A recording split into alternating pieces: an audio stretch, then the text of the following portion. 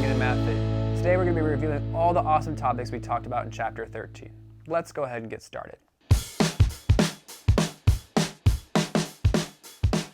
Remember, the first topic we talked about so far in this chapter was parallel lines and transversals. Do you remember that a parallel line means that lines that on the same plane that never intersect? That's the definition of a parallel line. They basically can go on forever and ever, even all the way into space, but they're never going to intersect each other or cross. A transversal line. This is a line that intersects two or more lines. Now, we could have 5 lines, 10 lines, or 100 lines that it intersects. It doesn't matter. As long as it intersects 2 or more, it's classified as a transversal line. Corresponding angles. So we have an image here on our screen that shows different corresponding angles on a set of transversal lines. We have angle A at the top is a corresponding angle to angle E. Angle A and E have the exact same angle measurements. If angle A was 75 degrees, angle E would also be 75 degrees. Angle C and angle G are corresponding, as well as B and F. These are all different types of corresponding angles in a set of transversal lines. So finding the measurement of an angle. You should know that there are two types of angles that we should be looking for when we're looking at these types of equations. Supplementary angles are two angles whose measures have a sum of 180 degrees.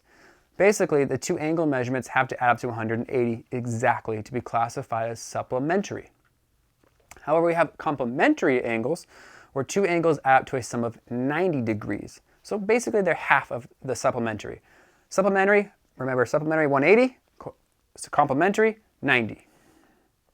So well, you need to use complementary and supplementary angle knowledge to solve for different angles on transversal line sets. So we're going to go ahead and find angle 1 and then angle 2 on our image. Angle 1. Angle 1 and the 110 degree angle are corresponding angles, and which means they are congruent. So if one is 110, the other is also 110. Angle 2. Angle 1 and 2 are what we call supplementary angles. Remember, supplementary angles add up to 180 degrees. If angle 1 is 110 degrees, and we have to add up to 180, that means that our second angle has to be 70 degrees because 110 plus 70 makes that 180 degrees. Topic 2, angles of triangles. Interior measures of a triangle. You should remember that the interior angles of a triangle always add up to 180 degrees. If it does not add up to 180, it is not classified as a triangle. Here's an example for us. We have this nice triangle here. We have angle Y, which is missing. We have a 90 degree angle in the corner and a 34 degree angle on the other side of the triangle. We can make it a nice equation to help us solve for the missing angle. 34 plus 90 plus Y equals 180. Go ahead and add 34 and 90 together. When you do that, you get 124. Now, to finish up this equation, you must subtract 124 from both sides.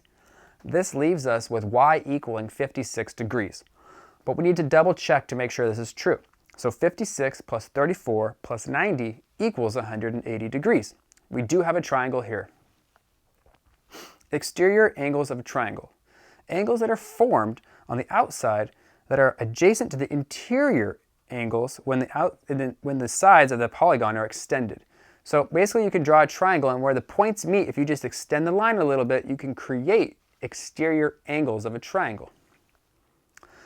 Exterior measures of a triangle. How can we solve the actual measurement of the degrees for the exterior angle? Well, if you add up the non-adjacent sides of the angles from the inside of your triangle, the interior angles, you actually get the answer to the exterior angle that you're looking for. So here's our example. We have 50 degrees and 100 degrees. And we're looking for that missing exterior angle, which in this case is represented by the variable x. So I just have to simply add the two numbers together, 50 and 100, to get 150 degrees. Now, if I got a protractor out and actually measured the exterior angle of our triangle here, you would find that it is 150 degrees. It's a great way for you to check if you're not sure. Topic 3, angles of polygons. Polygon, the basic definition. A closed plane figure formed by 3 or more line segments that intersect only at their endpoints. Nice image here below that shows 8 different types of polygons, from triangles to decagons. Convex polygons, very specific type of polygon.